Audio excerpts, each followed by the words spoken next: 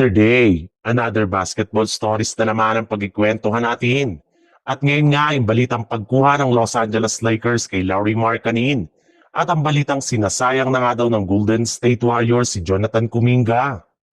Katulad nga ng pinagkaguluhan nga ng fans sa social media ang lumabas na balita na posible nga daw na kunin ng Los Angeles Lakers si Lauri Markkanen sa pamamagitan ng isang blockbuster trade. Hindi rin naman nga daw magiging mahirap para sa Lakers na gawin ang ganitong klaseng trade since meron rin naman nga silang sapat na asset para makipagnegosasyon sa kupunan ng Utah Jazz.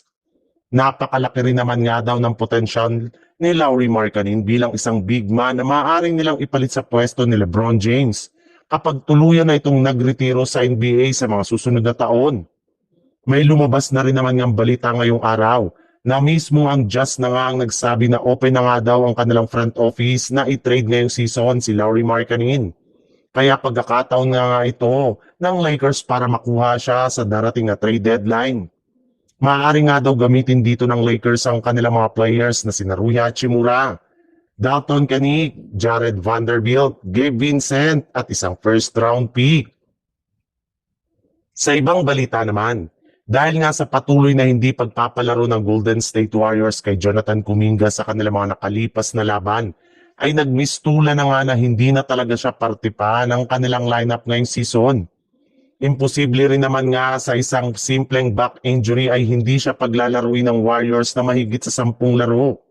Kaya dyan na nga nagsisimulang mainis ngayon ng fans ng Warriors since mas gusto pa nga nila ngayong paglaruin sa kanilang lineup si Brandon Podziemski kaysa kay Kuminga kahit man masyado itong inconsistent. In fact, nakapagtala na nga si Podziemski last game laban sa Milwaukee Bucks ng 2 points sa kanyang 1 out of 5 shooting sa field goal at 0 out of 2 shooting naman sa 3-point line sa loob ng 22 minutes.